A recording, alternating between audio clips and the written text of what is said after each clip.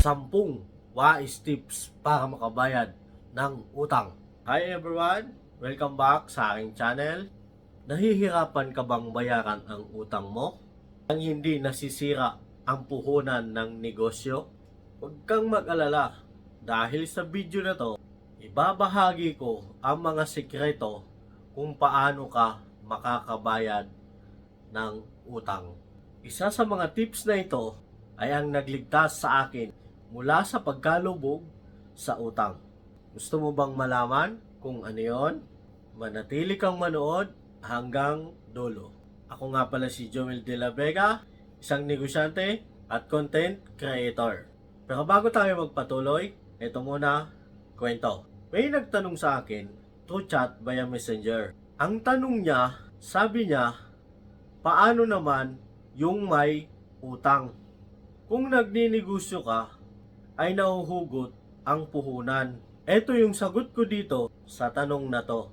Ginawa ko na siyang vlog para hindi lang isa ang matulungan, kundi maraming tao pa na merong ganitong problema. At ito yung tips para makabayad ng utang nang hindi nagagalaw ang puhunan ng negosyo. Alright, simulan na natin. Tips para makabayad ng utang. Siguraduhin mong panoorin hanggang dulo. Napaka-epektibo. Unang tip, gamit ang personal na ipon. Kung meron kang pang-emergency fund o nakatabing pera, pwede mo itong gamitin pambayad muna ng iyong utang nang hindi mo ginagamit ang puhunan ng negosyo. Magkaiba yon. Sa pamamagitan nito, ay tuloy-tuloy pa rin ang operasyon ng iyong negosyo. Ibig sabihin nun, mababalik pa rin sa iyo yung pang-emergency fund mo. Kasi tuloy-tuloy pa rin yung puhunan na naandon sa negosyo mo. Yung negosyo mo magge-generate pa ng income para maibalik yung ipon mo. Pangalawang tip, maghanap ka ng extra trabaho. Makakatulong ito para magkaroon ka ng karagdagang income. Isipin mo yung mga part-time job. Yun, pwede kang kumuha nun. O di kaya, kung meron kang bagay-bagay dyan na hindi mo naman gaanong ginagamit, ay maaari mo itong ibenta para makalikom ka ng pirang pangbabayad mo doon sa utang. Take note, yung bagay na hindi mo masyadong kailangan, yun yung pwede mong ibenta. Pangatlong tip, ang personal na gastos. Diba, tayong mga Pinoy, mahilig tayo kaya ng kung ano-ano.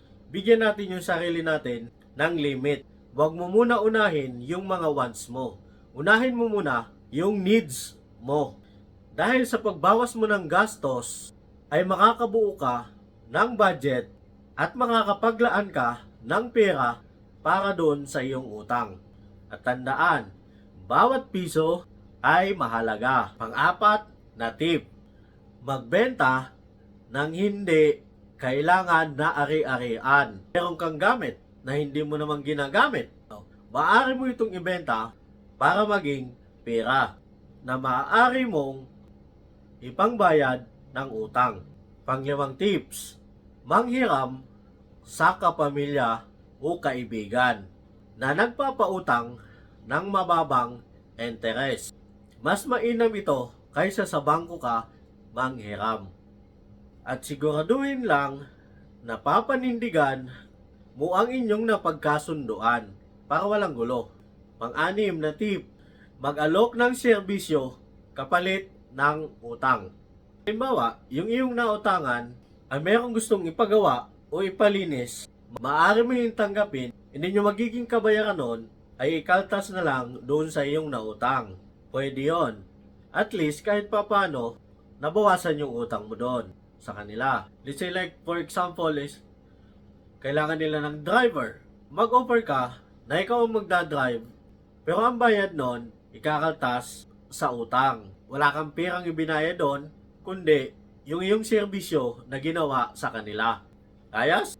Ito pa, pang-pito, hanap ka ng mga pautang na walang interes. Sa panahon ngayon, may mga institusyon na nag-aalok ng ganong sistema para doon sa maliliit na negosyante. Pwede kang lumapit doon para makautang ka sa kanila ng mababa lang yung interest. Pangwalo, subukan ang debt consolidation, ibig sabihin ang pagsasama-sama ng iyong mga utang sa isang loan na may mas mababang interest ay makakatulong sa mas maayos na pagbabayad buwan-buwan. Pangsiyam, makipag-ayos sa mga creditors kasi minsan ang simpleng pakikiusap sa kanila ay pwedeng magresulta ng extended terms, mas mababang interest o pagbawas ng halaga ng utang. Naalala ko, meron taong nagsanla sa akin ng ATM. Ang usapan, buwan-buwan magbibigay siya ng interest. Ang nangyari, puro palya. Kaya nagresulta ng patong-patong na bayarin. Ginawa ko, kinausap ko siya sa harapan ng barangay. Nag-usap kami at nagkasundo na hindi ko na siya sisingilin doon pa sa mga dadagdag na dapat bayarin. Dahil sa pag-uusap namin yon, ay nagkaroon kami ng pagkakaunawaan at nabawasan yung dapat na kanyang babayaran. Kaya kung kinakailangang kausapin mo o makipag-usap ka doon sa iyong nautangan, ay maaari mo itong gawin. At panghuli, alamin ang mga programang tulong mula sa gobyerno. May mga grants, subsidies, at financial assistance. Program na idinisenyo para tulungan ang maliliit na negosyante. Maaari mong itong lapitan at alamin mo kung paano. Dahil naniniwala ako na ang pagmamanage ng utang ay nangangailangan ng oras at pasensya. Pero sa tamang strategy ay magagawa mo ito nang hindi sinusuko ang puhunan ng negosyo. Sana makatulong itong 10 tips para mapanatag ang isipan mo. Huwag kang panghihinaan ng loob. Maraming paraan para tayo lumaban. Alam kong hindi madali ang maging isang maliit na negosyante, lalo na kung may mga utang na kailangang bayaran. Pero tandaan, ang bawat hakbang na ginagawa mo para mabayaran ang isang utang ay isa itong hakbang patungo sa mas maliwanag na kinabukasan para sa iyo at sa negosyo mo. Isipin mo ang pinaghirapan mo. Lahat ng pagsubok, nalalagpasan yan. Dahil ang bawat isa sa atin ay may kakayahang magtagumpay.